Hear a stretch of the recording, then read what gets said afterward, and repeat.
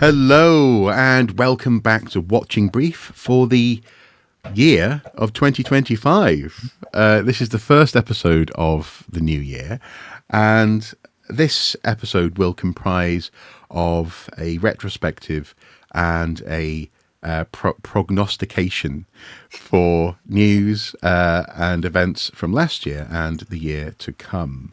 And this year, we've noticed that we recorded 31 Watching Brief episodes over the course of 2024, and that during that time there were a few key themes which, to be fair, I suspect, Andy, are likely to continue. What do you reckon, my co-host Andy, who's always with me on the Watching Brief? I think, thank you for that introduction. I would just point out to our viewer, we are going to be prognosticating, but no chickens are in danger. No. There will be no animal or bird sacrifices, and the casting of the trowels, which we do on the pipeline, won't figure in in this particular prognostication. And first things first, and a very happy new year to our viewer. I hope it brings you everything you need it to. Hopefully. Obviously, we are a mere 13 days away now from the inauguration of the new leader of the Western world, Elon Musk. Yeah, Elon Musk. Yes. So I guess we'll see what that leads to in the coming year. Yeah, I think that might be included in our prognostications, probably with a very large drink if people haven't had enough to drink over the last 2 weeks. Quite possibly. But I suppose before we kick off, we should give an honourable mention to that inaugural story that we covered on the Watching Brief in the form of the Stonehenge A303 bypass, and the fact that in 2024 it was finally, at least at this chapter in the ongoing consideration of there being a bypass for the A303, it was put to bed by the incoming Labour government. They decided that the cost-benefit ratio was not good enough, and given that it had various legal question marks surrounding it, clearly it was too much of a headache for incoming ministers to abide by. Do you have a final word to give on this chapter of the Stonehenge saga? I wouldn't be as presumptuous as to presume this will be the final word on the Stonehenge saga, as you alluded to. This chapter, yeah. And I'll point out, the vampires, the living dead. We're just seeing a major remake of Nosferatu, just hitting our cinema screens. Yeah. The Stonehenge, the A303 Berwick Down project, aka the Stonehenge Tunnel, aka whatever you want to call it. The gift that keeps on giving for people who want to write about a certain large stone circle, which isn't actually a henge, in the middle of Salisbury Plain, which happens to be one of historic England's main cash cows, and so on and so on and so on. There were so many layers to this. It's tough, isn't it? You might even say it's the pits. I see what you did there. Thank you. It's the weave, everybody. No, look. This particular iteration of the Stonehenge tunnel story, or Stonehenge landscape story, has been going since the 1990s. It particularly became a cause célèbre, both for and against, in archaeology over the last 10 years or so. This year, it reached the apparent end of the legal process. So there was actually still potential legal processes in Europe had the campaigners felt the need to go there, but basically it finally overcame all the legal hurdles. They were cracking open the champagne at national highways to celebrate the fact they could finally get this this major infrastructure project underway, because the judge finally ruled it was legal. But by the time the judge ruled it was legal, in fact, it had been cancelled by the Transport Secretary. Yeah. So it was the most Pyrrhic of Pyrrhic victories for national highways. Yeah, pipped at the post, or the Sarsen stone, perhaps. Yeah.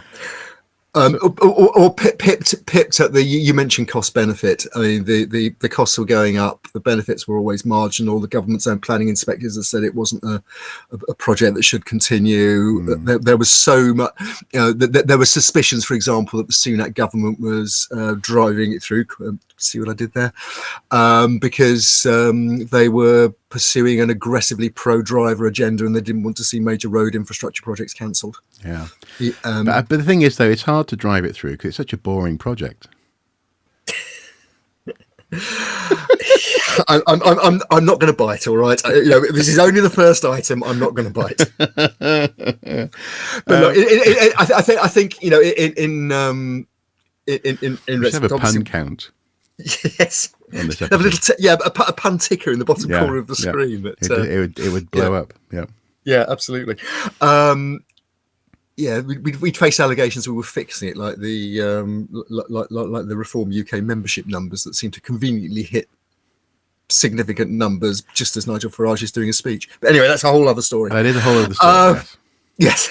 No, look, I think just in retrospect, I mean, pulling it, when we are looking back, we've looked at a number of campaigns on the Watching Brief in the course of the history of the show, and both of the main ones we've looked at have now been successes. The Goodwin Sands project was cancelled, and there are now ongoing. The group that were involved there, the Save Our Sands group, are now developing resources and engaging the community, and the whole. There's much more engagement with the environment there, including the historic environment, than there was previously, and that all came about because of the threat. And at Stonehenge, hopefully people can start to move on. The campaign was very divisive, even among archaeologists, with as many on the pro side as on the anti. At the same time, I mean, we always took the view that what was important was it legal? It turns out that, say, with the potential for further legal questioning, yes, it was. But was it needed? Was it economically viable? Probably not. And and I think the other thing is we have to recognise the work of individuals in this, and the late Kate Fielden, whose contribution and who sad death we covered in the Watching Brief, didn't live to see the cancellation, but she would have seen that as a vindication. And she wasn't a swivel-eyed new ager. No. She was a straight down the line academic, and had very considered views about the tunnel and why it shouldn't be built. Yeah, and the thing is, ultimately, I very nearly said another consideration was it necessary? But the point is, it would only have become necessary had the road project been deemed legal and was finally going ahead. As it is, some preparatory archaeological work has been done in the Stonehenge landscape. Presumably, we'll see that published, if it hasn't been published already, as grey literature at some point. But this for some people seemed to boil down to an opportunity for a showcase. And it never should have been considered a showcase for archaeology. It was a civil engineering project ahead of which archaeology might become necessary. That for me was one of the crucial aspects, in tandem with the legality of the project. I think, yes, and I think you hit a very, very important question. I think it's a question that's going to become more important, in fact, as we move forward into 2025. I'm prognosticating already. But the Labour government, although it's cancelled this large infrastructure project, is talking about going ahead with other large infrastructure projects, and in fact making them easier for developers and for the government. So the question I think that's going to arise for archaeologists, and I think it would be very dangerous, for example, for archaeology to see the ability to do archaeology ahead of a major project as somehow justifying that project. We don't just get a huge solar array. We get some great archaeology. Yeah. You know, Or, I, sorry, come on. or actually to flip that on its head and go from an archaeological perspective more explicitly, we need to stop seeing civil engineering projects as one of the main ways that we demonstrate our value and communicate to the public what it is that we do. Yeah. Whether that lesson has been learned yet, I'm not sure, but I guess we'll find out.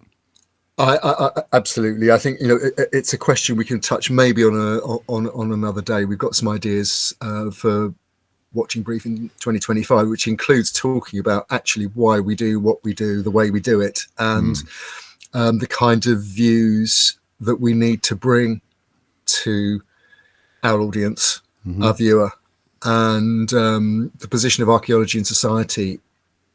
Archaeologists are part of communities.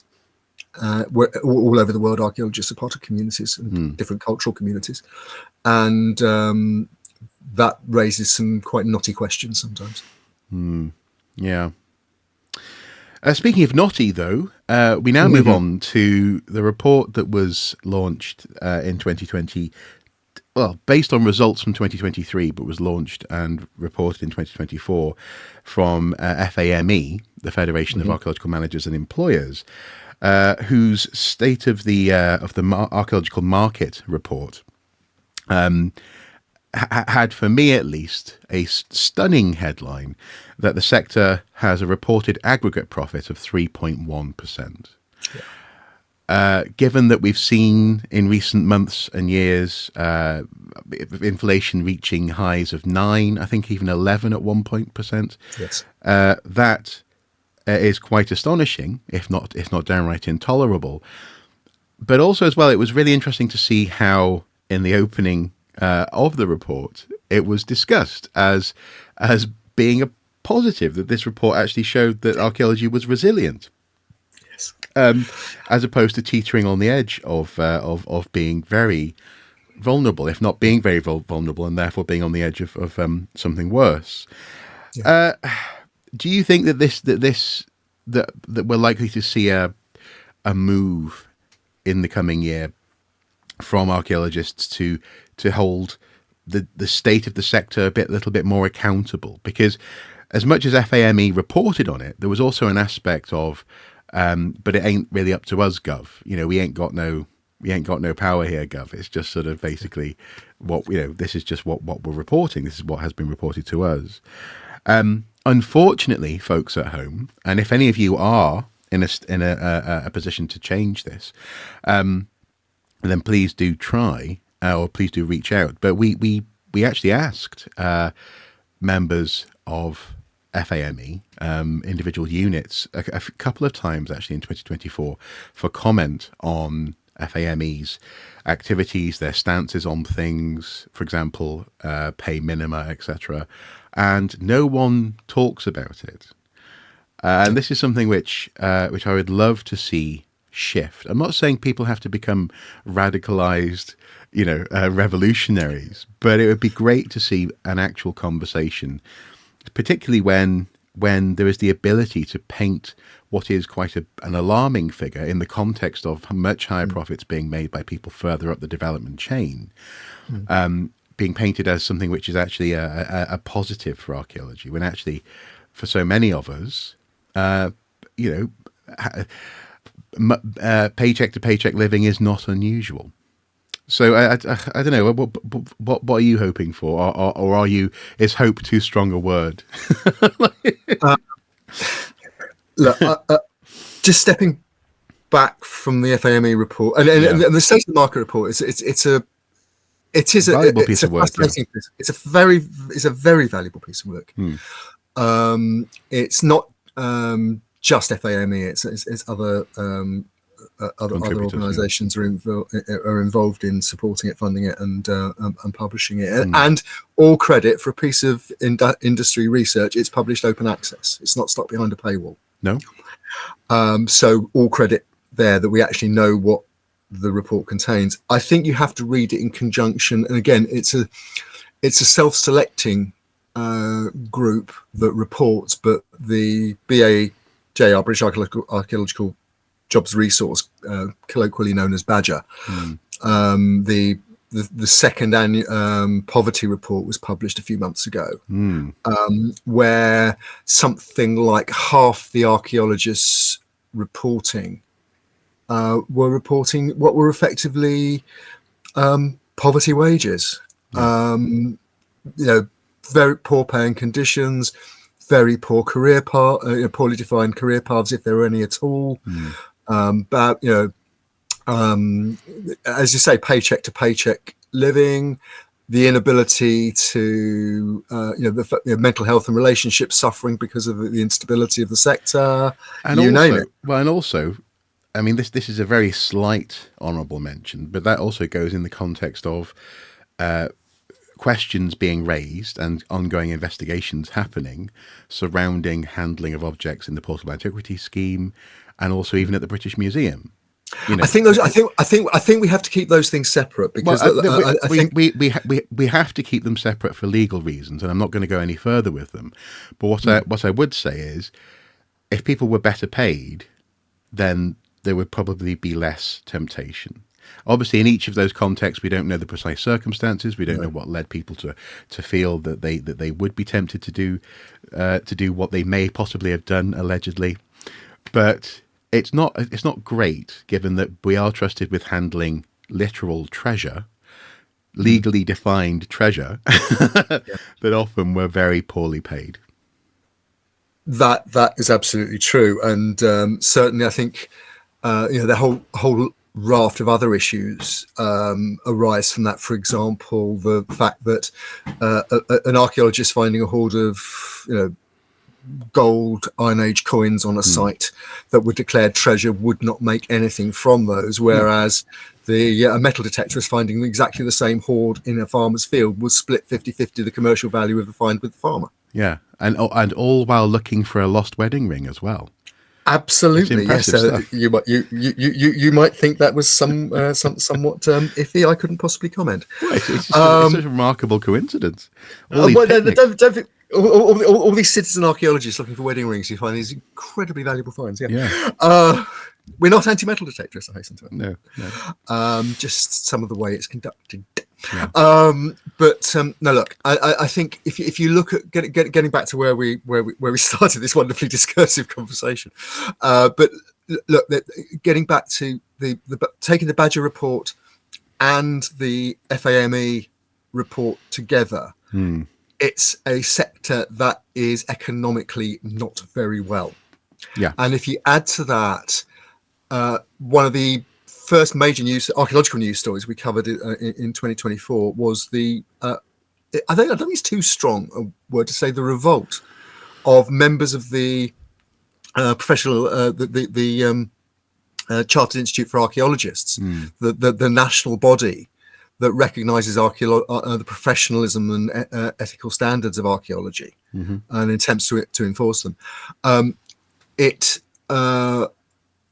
Under its previous director, has to be said, it announced very publicly that it was withdrawing from any attempt to set and discuss pay minimums and conditions, and it claimed that there were legal reasons for that, because it was going beyond its remit, and it cited things like competition law, and it cited legal advice. So the legal advice was never published. No.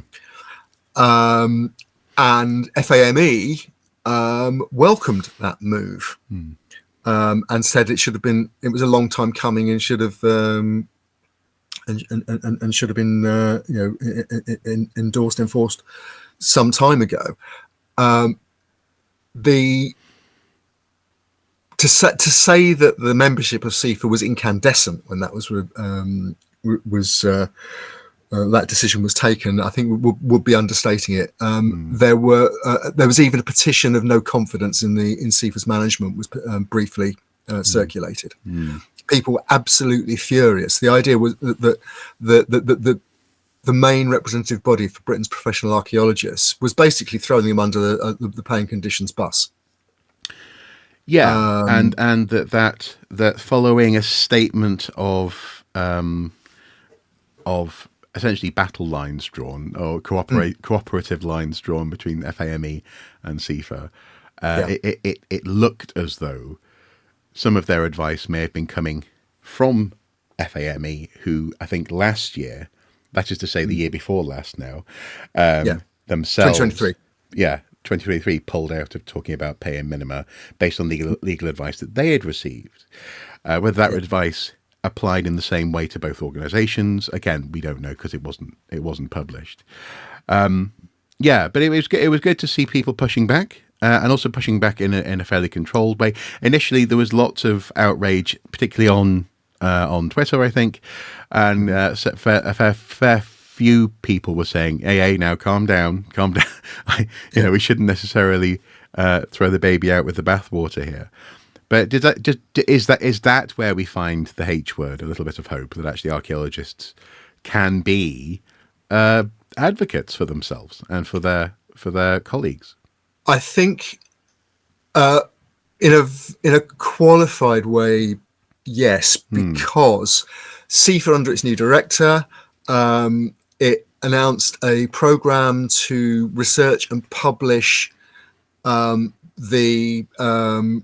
for example, pay levels for equivalent positions across the building and development industry, which could have the effect of setting a benchmark, an unofficial benchmark, that people who are negotiating with their employers can say, look, actually, if the degree holding chartered surveyor working for developer A is earning 60 grand, I've got an equivalent responsibility. That's what I'm worth.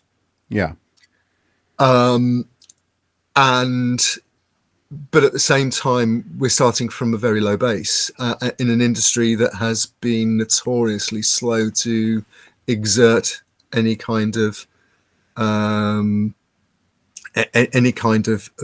pressure. It's a sort of crude analysis, but the rule of thumb is that FAME, representing the employers, the contracting units in developer-funded archaeology, commercial archaeology, or whatever you want to call it, don't want to frighten their clients by increasing costs. They don't want to have a drive to the bottom in terms of people undercutting each other. And yet that's precisely what was identified, although it wasn't identified actually. Well, that's precisely what was laid out in the State of the Archaeological Sector report. Yes. That more than half of contracts are underbid, basically, by competing units. So there is, in fact, a race to the bottom, even though they may not want it. I would say that this is something structural, because in the early noughties, when I was doing my master's, a university dig that I took part in was actually a rescue dig of a rescue dig, if you like, because the commercial unit was undertaking work on a gravel pit in Essex, basically pulled out of the job halfway through because they'd underbid it, and then it was no longer viable for them, and they just walked. And Historic England, English Heritage as it then was, got my university in to finish the job so that at least the archaeology would be done, because it was there as a planning condition. Yeah. So we were there, we were there pulling the fat out of the fire, as it were. Yeah. So this isn't a new issue. No, it's not a new issue, but it's become so normal that a lot of people don't even see it. Yes, I think. I think people see the glossy front window of the shop on. We're just about to, and we'll talk about archaeological media maybe in a bit, but the glossy front window of the shop of British archaeology is just going out on the BBC at the moment. Dig for Britain. The new series of Dig for Britain is just hitting our screens. Yeah. And it's all these wonderful shiny projects. We got Saxon swords in Kent, and Alice Roberts visiting this, that, and dinosaur footprints in Oxfordshire. These fabulous stories that archaeology does deliver. But what the archaeological media doesn't cover, Dig for Britain never covers, is situations like the one we've just described. Yeah. And so the public has a very partial view of what actually happens in archaeology. Yeah. One thing I will say, though, I think that just to finish the point on optimism, I think what happened with CIFA shows that basically there is a sticking point. There is a point beyond which archaeologists weren't prepared to go. Hmm. They saw the people who claim to represent their employers and the people who claim to represent themselves and their ethical positions and so on, both appearing to, for want of a better word, stiff the workers. Yeah. And they weren't prepared to put up with it. And in fact, CIFA had to back down. Fame, I think, sort of bit its, having welcomed CIFA withdrawing from setting minima, it bit its lip when they went back to setting minima by another name. Or at least indicating what a potential minima by another name. Yeah, and also it should be said as well, at no point has a CIFA minima statement ever actually been the minimum. In that sense, it's completely up to people what they charge and what they pay. Yes. Up to individual units, and CIFA's always been very careful to say, of course, it's down to individual units to make decisions based on their own circumstances. So we're talking about the minimum of minimum when it comes to pay minima. But I just want to make one other point before we leave pay conditions and archaeologists as working people, and that is something to watch. Maybe if we are making prognostications for 2025. That's the increasing importance of trade unions and particularly Prospect in the archaeological world. Part of the debate when CIFA's management got itself into such hot water with its members, there were people saying on archaeological social media, why do I bother with CIFA? I don't need to be a member to work as an archaeologist, and I get far more support from a trade union. I think that'll be something to watch. Are archaeologists becoming more assertive, and is the workforce becoming more unionised? And could we begin to see potentially industrial action from archaeologists in the same way that we've seen it, for example, among museum staff recently? Yeah, and also, I hate to say it, membership sub-taking organisations having to actually justify their existence. Well, yes, that's a whole other story. Shock horror. A watching brief is a formal programme of observation and investigation to record and report on notable discoveries on an archaeological site. As part of our ongoing watching brief, Andy and I work hard to bring you the best, the worst, and sometimes the more quirky happenings from the world of archaeology. We aim to provide a space where voices can be heard, opinions shared, and sometimes truth spoken to power. If you believe in the work we do, please consider supporting us on Patreon for as little as $1 per month. Thank you.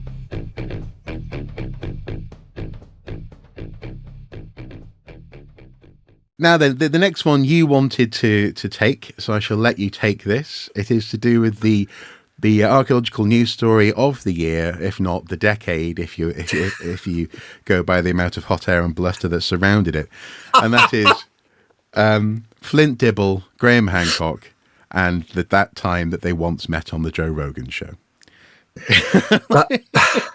that 4 hours that they once met on the Joe Rogan show. 4 hours, yes. Never in the field of archaeological conflict has so many pixels been devoted to so many. No, it was, I think.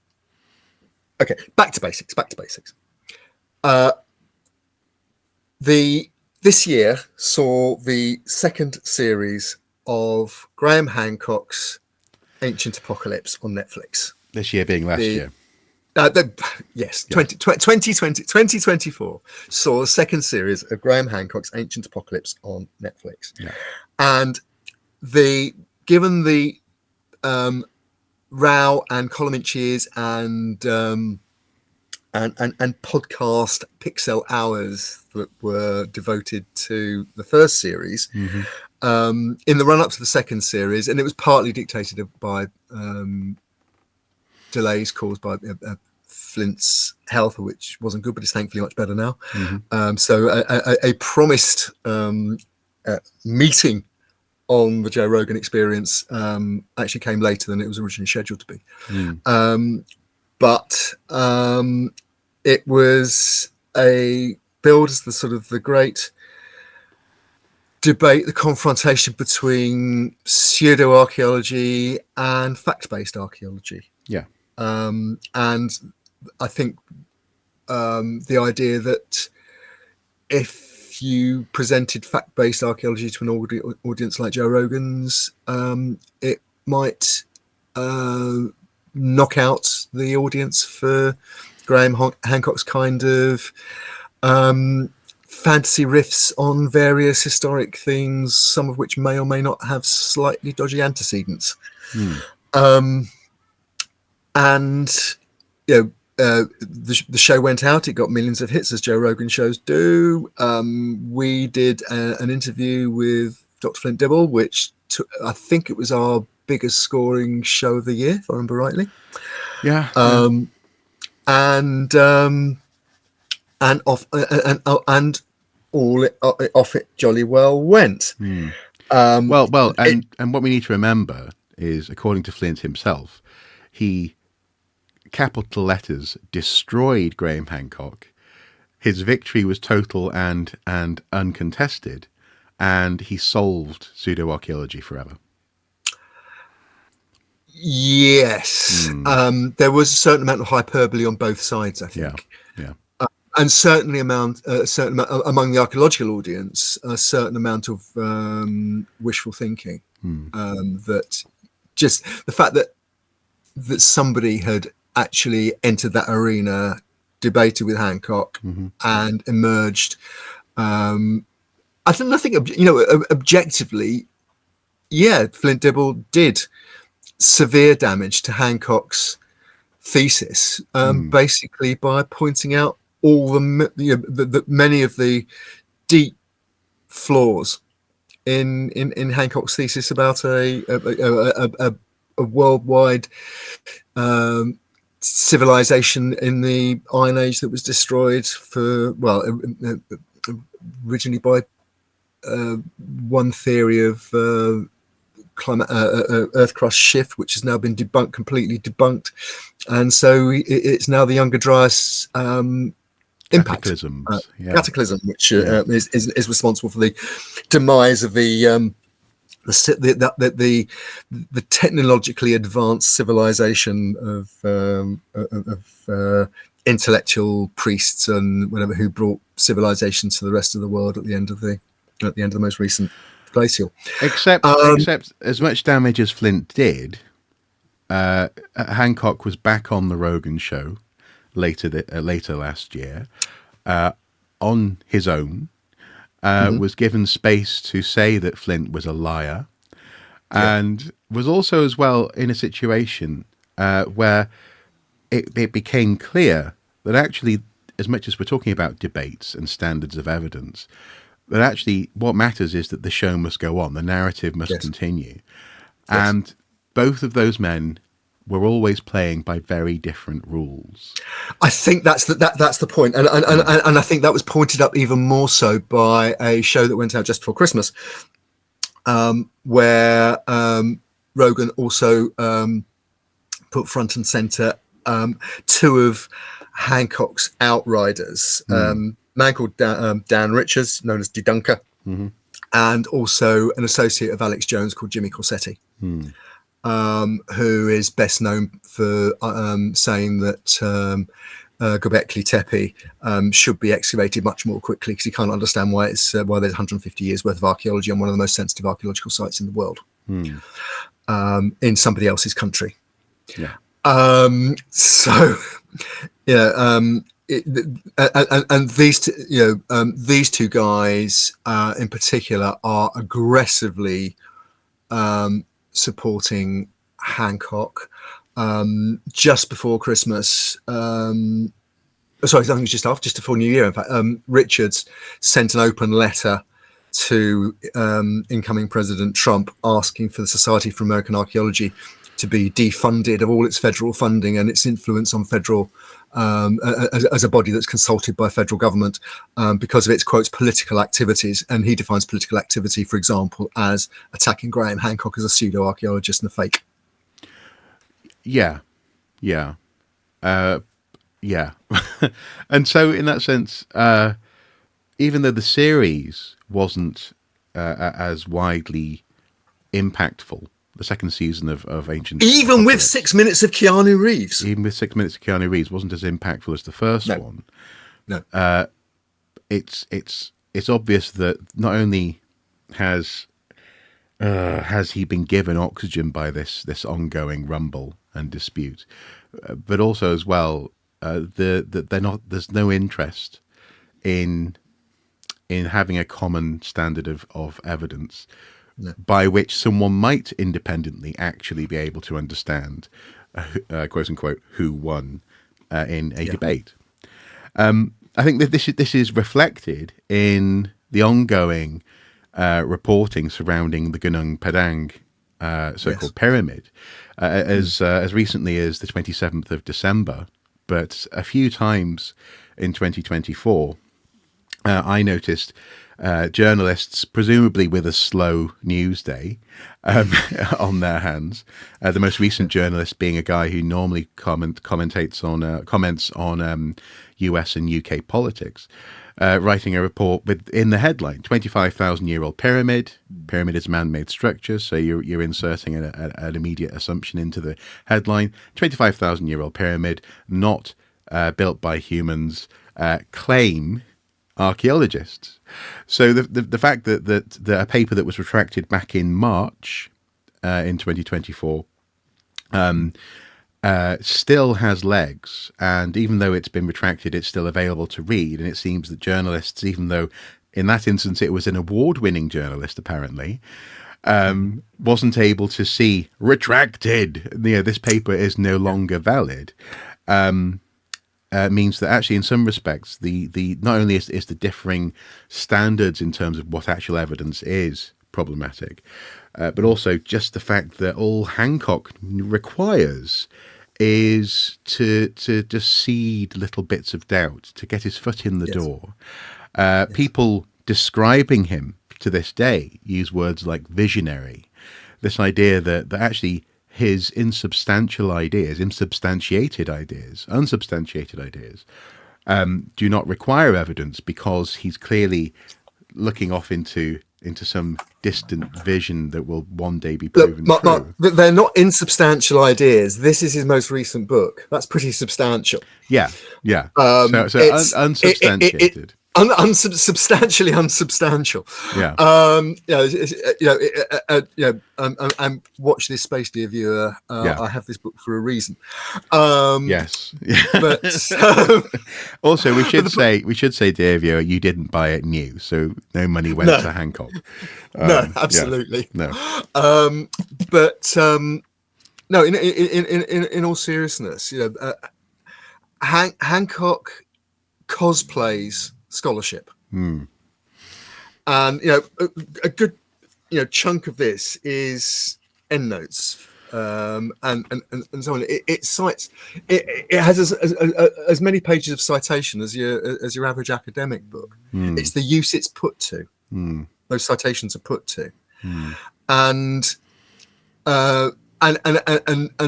the lack of understanding of that in the wider community. And I think archaeologists have to put their hands up and say, we haven't communicated effectively enough what we do and how we do it.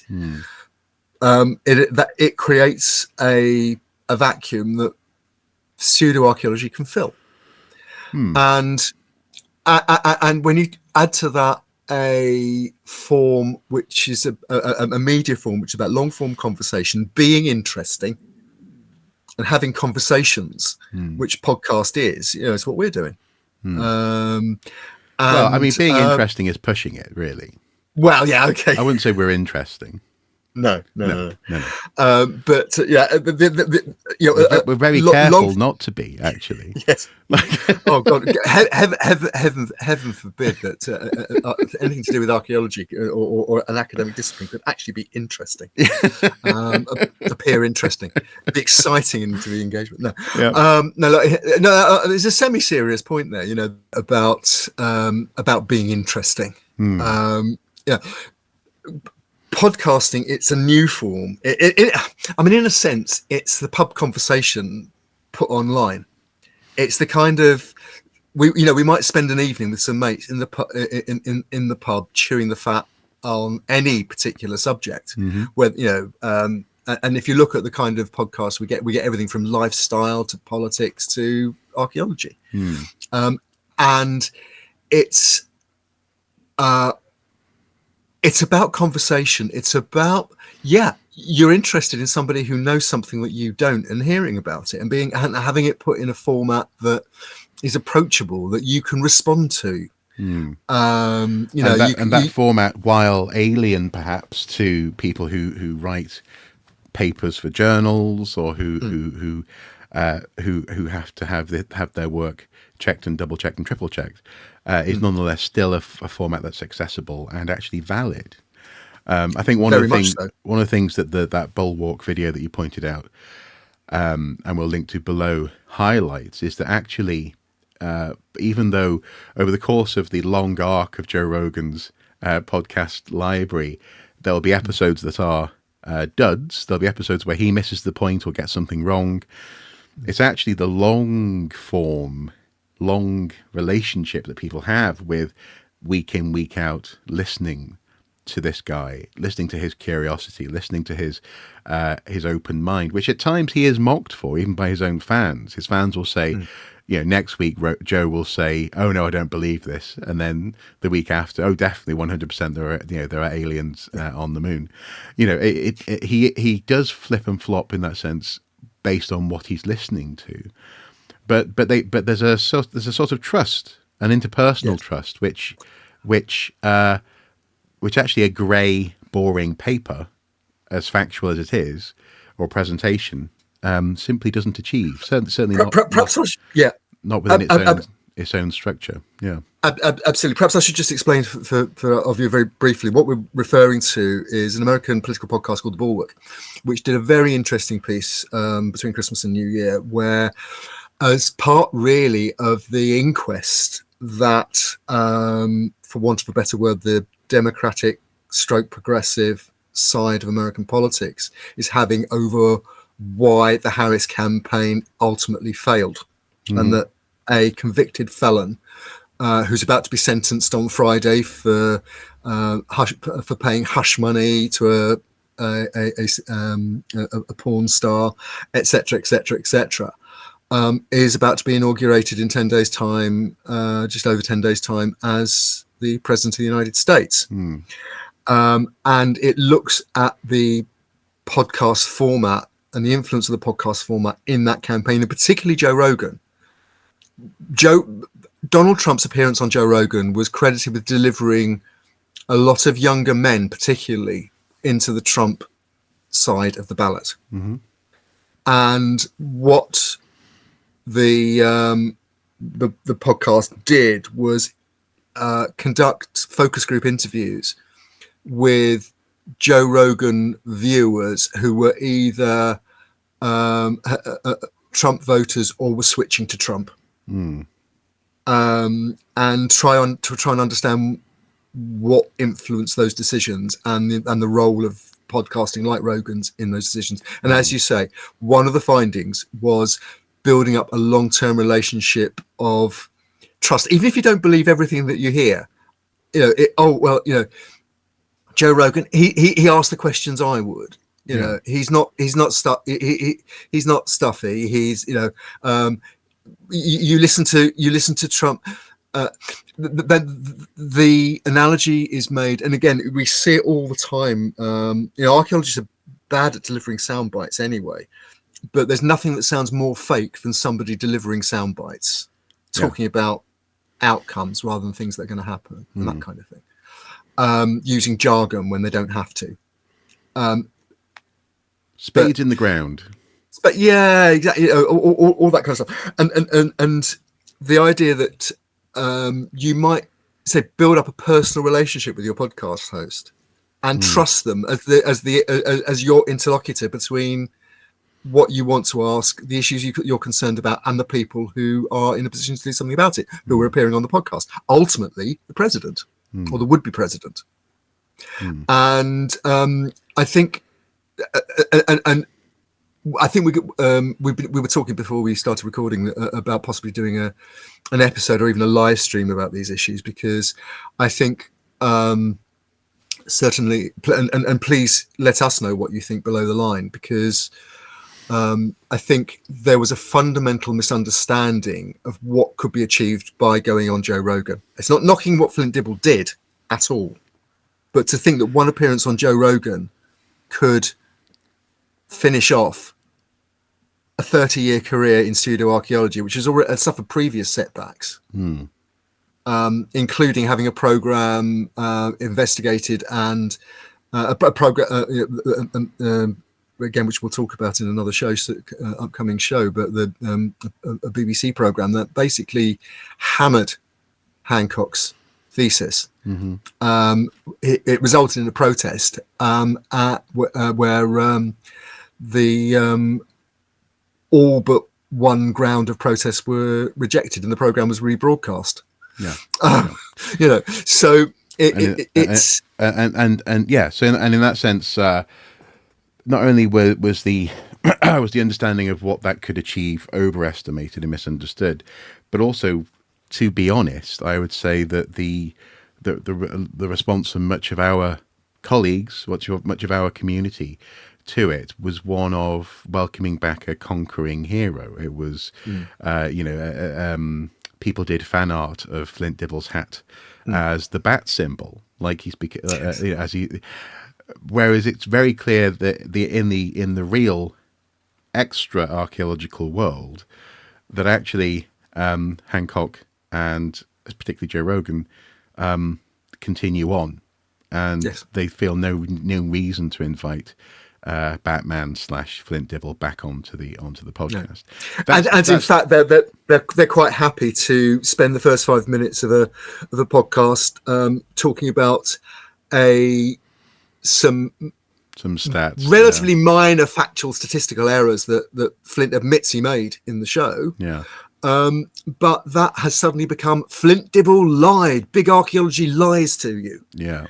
And there's no comeback on that. No, and notably, as you say, there was no right of reply. No.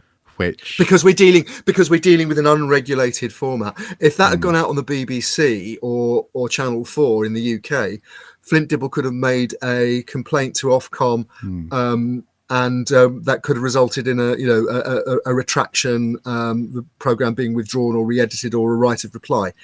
That does not apply online. No, especially for something which, frankly, was hyperbole. As far as I can tell, using stats off the top of your head in a hyperbolic manner. I think we've basically touched on the next point in our agenda for this reflection, and that is this question of does quote unquote real archaeology end quote face a fight for the truth in 2025, and we've just been outlining the shape of that and the in that sense the battleground, if you want to put it that way.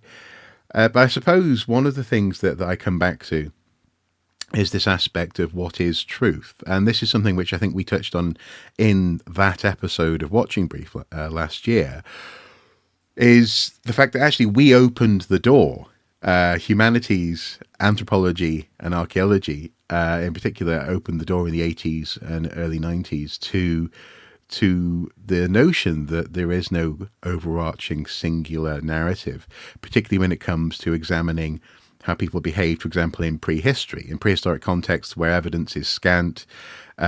More often than not, we're talking about bones and stones and some chemical analysis, as opposed to, the squidgy bits that make up so much of our day-to-day life: food, flesh, organics, animals and plants and this kind of thing. That actually talking about truth is very difficult, and yet it's also become central, and it's going to become central, arguably, to the coming decade, I guess, of humanity. You know, we're looking at a world where artificial image generators, video generators, AI summaries on Google searches. My phone recently got an AI assistant that I didn't ask for. You know, it's going to be everywhere, and the perception of this question of what is truth is presumably going to be central to so many of the conversations that we're going to be having in the coming years. And I suppose what I would say is, on the one hand, maybe as much as we opened the door to the fact that there is no such thing as the truth, maybe that also makes us, you know, on a hopeful note, on a positive note, equipped to deal with this idea of a multivariance, of truths that are that can be deployed and can be worked with to talk about our shared human experience. I'm not saying that we should be open to lying, but perhaps a fight for the truth is in fact going to lead to more people being bloodied than there. You know, it's going to be more heat than light, as it were, isn't it? It's not going to be particularly edifying. But I mean, and I think fundamentally, as somebody supposedly once asked, "But what is truth?" Yeah. And an academic discipline like archaeology, which deals sometimes, you know, has to deal with uncertainty, with a truth as it is understood at the moment, but not as a fixed thing, and so on, is inevitably going to suffer by people coming up with simple answers like, "Oh, there was a massive, you know, there was a worldwide civilization in the that was destroyed at the end of the ice age by a meteor." Well, and I think you, because as you've alluded to, you know, we've got this upcoming episode, a retrospective of Hancock's career. But as you pointed out in conversations in the past, that notion of God in the gaps. Well, the answer is in those areas where you don't have an answer. Is, as I say, that's a risky prospect, because it's hard. You know, we're fighting over something for which there is no answer yet, in many cases. But is it also something that we should be demonstrating our comfort with? Archaeologists should be saying, we've always had spaces where there are no answers. You know, in excavations of buildings that were built within living memory, there are spaces that turn up and you go, "What was this for?" And people go, "Oh no, I've got no idea." Yeah. You know, we've always known about these things. We've always been comfortable with it, but it doesn't mean that you're going to find an alien civilization in that cupboard. No, and I think, and it's something certainly in the UK. It's something I've noticed certainly in my adult lifetime. I mean, Margaret Thatcher, who was actually elected to office in the first election I voted in 1979, but was famously a quotes conviction politician. There were certain certainties that her worldview took on board, and you were either one of us. If you weren't one of us, you were an opponent, automatically an opponent. And I think the idea that uncertainty is exciting, that it's fun to try and find out and fill the gaps, or sometimes actually really important to try and fill the gaps, because it can make the world a better place if you can fill that particular gap in of knowledge. You know, that kind of approach to the world is it's one that idealistically, it's what we should all aspire to, but it's actually sometimes difficult to explain to people. You know, that not knowing is actually a good thing, because it leaves open the fact that we as thinking, bright, exciting beings can actually have really contribute something to our world by finding out something that we didn't know before. It's like jazz in that sense. Yeah. You know, you find yourself actually, you know, hearing, you find yourself appreciating, but often you hear musicians talking about, it's the space between the notes, man. And And it's true. That was you were getting horribly close to the Fast Show spoof there. It was Yeah, just, nice. Jazz, Yeah. nice. Yes. Archaeology, nice. But I guess just to run with that a little bit, just because jazz and high level playing of ideas and weaving together notions, often actually in a multidisciplinary way, which I don't think Hancock gives archaeologists credit for. He paints archaeologists as just talking to themselves.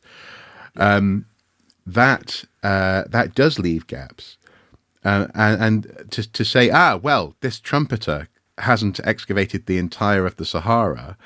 Well, there are reasons for that, and what do you suggest? Say this archaeologist rather. I mixed my metaphors there. There are reasons for that, and those reasons are to do with years of experience. It's not just people going, "Oh, there's nothing there. There's never going to be anything there, and therefore we're not going to look." And actually, that's one thing that, because I've only watched the first episode of season 2 of Ancient Apocalypse. You watched the whole thing. God bless you. Because somebody had to. Yes. Yeah. And in that first episode, again, he disingenuously portrays, and whether the series clips out of context or not, we do not know. So I can't say. But the fact that the expert he's talking to on the plane says archaeologists couldn't believe it. They said this is impossible. Saying something is surprising to the extent that you thought it was previously impossible is not the same as saying it is not possible. Because actually archaeologists have to be comfortable with the gaps. It's the gaps that we attempt to fill in with every new bit of research. It's so important that we try and communicate this. And even if it just boils down to archaeology, it's like jazz, man. I'm happy with that. We need to get Jeff Goldblum or I don't know, the Big Lebowski to come in and just be like, just lay it out, lay some facts on us while playing the piano or something. That'd be cool. Yeah. So that's most of the show, really. I think one thing to keep an eye out for next year that you've highlighted has been, and we will link to this below, an extension or a continuation of the report that we did on the unsustainable nature of detecting rallies, and presumably more detecting rallies to come. Is there anything that you want to add on that? No, just that I think there is there are things to watch out for in detecting world. One, which I'm working on at the moment, is whether the authorities are bringing pressure behind the scenes on landowners and farmers to cancel permissions or not give permissions where they are in receipt of some stewardship schemes where farmers are subsidized do prevent other uses of the land, which includes metal detecting. And there have been suggestions on metal detecting forums that some farmers are citing pressure from DEFRA, the government department that looks after the land, and other organisations to begin to rein in uncontrolled metal detecting. Now, I've not been able to prove this yet, but it fits with a broad direction of travel, which we saw, for example, with the redefinition of treasure, which we reported on the year before last when it came in, which is that the authorities like Historic England are doing as much as they can within the existing rules and legislation, pushing at the existing rules and legislation to see how much control they can exert without having to pass new legislation. And I think Metal Detecting World is aware of this. I think that's going to be one to watch. Okay. And and I suppose obviously we'll continue our watching brief in as open a fashion as we normally do. If you guys have anything that you would like to point out as an upcoming thing to keep an eye on in 2025, please do either reach out to us or comment below, depending on where you'd feel most comfortable. And as ever, please do consider supporting the show on Watching Brief, on Patreon. Sorry. On Patreon. Consider hopping over to Andy's Ko-fi account and dropping him a pint or a cup of coffee there. And I guess the next big thing we're working on, whether it's going to be the next episode, is going to be this examination of Graham Hancock's career, because it's not so much. It's not so much. It seems that it's not so much been about examining him or making statements about him that he can go, oh, yeah, you can't say that. Because actually you've been doing an awful lot of reading about what he has said and what he has done and how he's done it. And so it's going to be interesting just to put some pieces together. And I'm not going to preempt some of your conclusions, but one of the things that I found interesting is that you suggested that it's not necessarily a great idea to think of him as either an archaeologist or a journalist. That there are other ways and other mixtures of ideas that come out of his books. So, yeah, I'm intrigued. So I guess that's something to look out for in the coming days and weeks. Do you have any idea of an upcoming news story that people might look out for? There's a number of things I'm working on at the moment. Obviously, with all these kind of investigatory stories, you can only go when it's actually ready. Yeah. And when you're as legally bomb-proof as you can be, if you're making accusations about what certain people have done and that kind of thing. Mm-hmm. Put it this way, in the first quarter half of the new year, I'm hoping we can revisit some significant maritime stories that we've covered in the past. Okay. And one in particular, which, I'll say no more at the moment. I think because it's absolutely at the interface of popular archaeology and professional archaeology, there are going to be a number of metal detecting stories coming forward, because it's becoming a much more complex landscape. Even within metal detecting, there are, for example, and this I put an appeal out to anybody watching this. If you've got any information about any story to do with archaeology and heritage that you think fits on the watching brief, that we should be reporting on, that Pipeline should be writing about, should be research, trying to find out what's gone on, please let us know. And there's a tip us a story page on the Pipeline website, tells you how you can get in touch securely, or just drop us an email here via the watching brief. I think there are a number of things happening within particularly metal detecting world, which could make the next year, 18 months, 2 years very interesting. Okay. Say no more than that. Okay. Well, folks, thank you so much for watching last year. Hopefully you're going to continue to watch with us this year. And I guess we'll see what happens in the world of archaeology in 2025. And we might even get a solution to the who stole what when from the British Museum. Who knows? Ooh, that'd be exciting. We didn't mention that, did we? No. Well, yeah. But hopefully we'll have more to say this year. Indeed. Until next time, guys. Take care. Bye-bye. Bye-bye.